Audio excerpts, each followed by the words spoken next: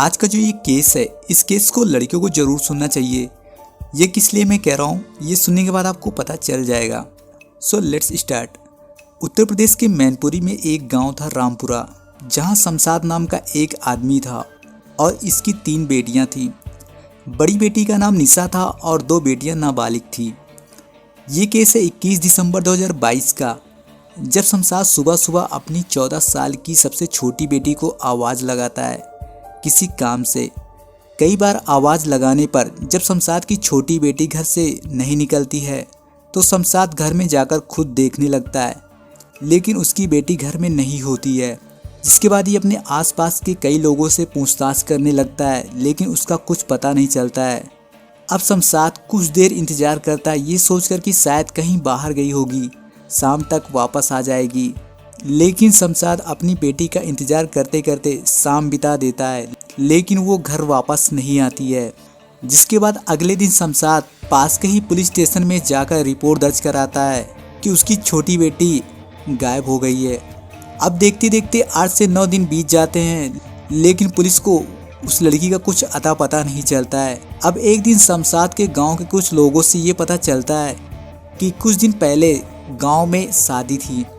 उसी शादी में पंजाब से कुछ लड़के आए हुए थे और शमशाद की बेटी को कुछ लड़के पीछा करते हुए देख लेते हैं। अब शमशाद किसी तरह पंजाब से आए हुए लड़के का मोबाइल नंबर और एड्रेस निकालते हैं और जब उस नंबर पर कॉल करते हैं तो वो फ़ोन नहीं उठाते हैं। जिसके बाद शमशाद कई बार उस नंबर पर कॉल लगाते हैं तो फ़ोन उधर से एक बार उठ जाता है और पीछे से उसकी बेटी की आवाज़ भी आ रही थी, लेकिन ज़्यादा टाइम तक वो बात नहीं होती है और फ़ोन तुरंत कट जाता है। अब ये बात शमशाद ने पुलिस स्टेशन में जाकर जब बताई तो पुलिस वालों ने उस कॉल का लोकेशन निकालकर शमशाद को पंजाब जाने के लिए भेज दिया। जिसके बाद शमशाद और वो अपनी 3 और करीबियों को लेकर एक गाड़ी बुक करके पंजाब के लिए निकल जाते हैं। अब रास्ते में जा ही रहे थे कि शमशाद के घर में कुछ ऐसा हुआ कि शमशाद सोच भी नहीं सकता था। दरअसल शमशाद जा ही रहा था कि उसके बेटे सलमान ने कॉल करके ये बताया कि पापा जो 2 बहनें और थी वो भी गायब हो गई हैं। अब ये जानकर शमशाद और भी परेशान हो जाता है। अब वो सोचने लगता है कि मैं पंजाब जाऊं या फिर घर वापस लौट जाऊं।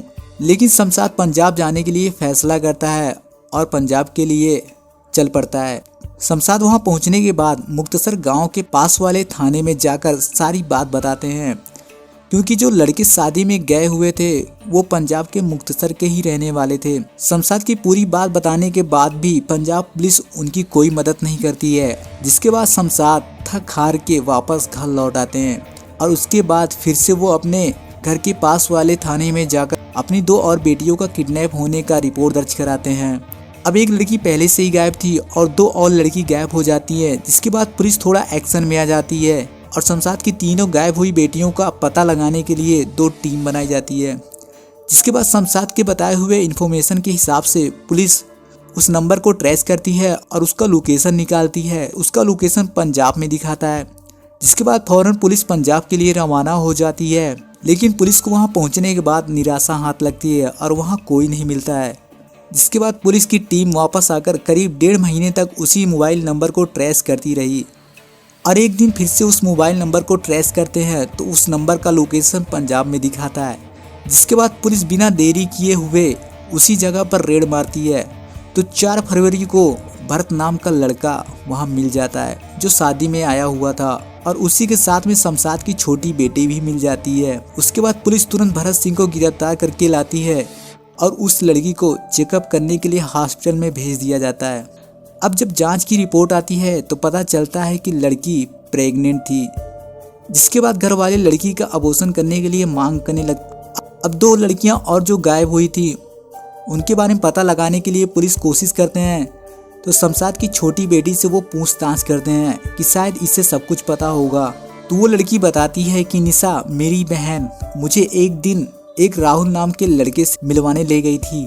जो राहुल के बारे में निशा बताती है कि राहुल दिल्ली में एक अच्छी कंपनी में काम करता है और वो हम दोनों को एक अच्छा काम दिला देगा। ये बात हम तब मम्मी पापा को बताएंगे जब वहाँ हम अच्छे से काम करने लगेंगे और फिर उन्हें भी बुला लेंगे रहने के लिए। जिसके बाद एक दिन निशा और उसकी छोटी बहन 21 दिसंबर की रात घर से निकल जाती हैं, जहां राहुल उसे बाइक से लेने आया था।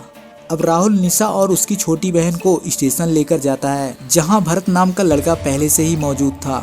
भरत और राहुल के बीच में आपस में बातचीत होती है। इसके बाद राहुल निशा और उसकी छोटी बहन से कहता है कि यही तुम्हें दिल्ली ले जाएगा और यही तुम्हारी नौकरी लगवाएगा। जहां भरत ने राहुल को कुछ पैसे भी दिए थे। ये पैसे किस लिए दिया गया था बाद में पता चलेगा। जिसके बाद भरत दोनों को लड्डू खिलाता है और उसके बाद फिर इन दोनों को कुछ भी याद नहीं रहता है। और जब निशा की छोटी बहन को होश आता है और उसकी आंखें खुलती है तो वो अपने आप को एक कमरे में कैद पाती है। अब जब वो लड़की भरत से पूछती है कि मैं कहाँ हूँ और मेरी बड़ी बहन निशा कहाँ पे है, तो वो बताता है कि वो दिल्ली में है और तुम यहाँ पंजाब में हो। मैं तुम्हें जल्द ही दिल्ली ले जाऊंगा। कुछ दिन बाद भरत दिल्ली लेकर आता है और उसे एक कमरे में बंद करके रखता है। यहाँ भरत लड़की के साथ जबरदस्त संबंध बनाता है और जब लड़की विरोध करती है तो वो कहता है कि अगर तुम्हें नौकरी चाहिए तो ये सब करना पड़ेगा।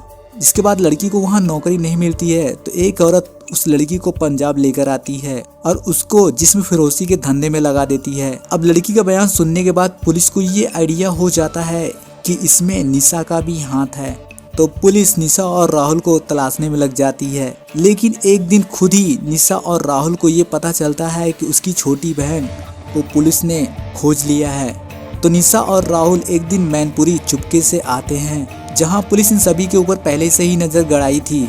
और ये जैसे ही मैनपुरी में आते हैं इन्हें पकड़ लिया जाता है। जिसके बाद इन दोनों से जब पूछा जाता है तो निशा सारी सच्चाई बताती है कि वो अपने बॉयफ्रेंड के साथ मिलकर ढेर सारा पैसा कमाना चाहती थी और ये सब वो अपने बॉयफ्रेंड के कहने पर किया। इसलिए वो अपनी छोटी बहन को भरत के हाथों बेच दिया। और उसके बाद निशा अपनी एक और बहन को 30 दिसंबर को राजस्थान के एक लड़के के हाथ से बेच दिया। अब पुलिस राजस्थान जाकर उस लड़की को लाती है और राहुल और निशा को जेल में डाल देती है। जिसके बाद दोनों बहनों को उनके माता पिता के हवाले कर देते हैं। लेकिन सबसे छोटी लड़की के पेट में पल रहे बच्चे का अबॉर्शन हुआ कि नहीं ये साफ पता नहीं चल पाया। दोस्तों ये केस सुनकर कैसा लगा, खास करके लड़कियों को कमेंट में जरूर बताना। और ऐसी बहनों के साथ क्या करना चाहिए ये भी कमेंट में जरूर बताना। और स्टोरी अच्छी लगी हो तो वीडियो को लाइक कर हमारे चैनल को सब्सक्राइब जरूर कर लेना। Thank you. I meet you next video.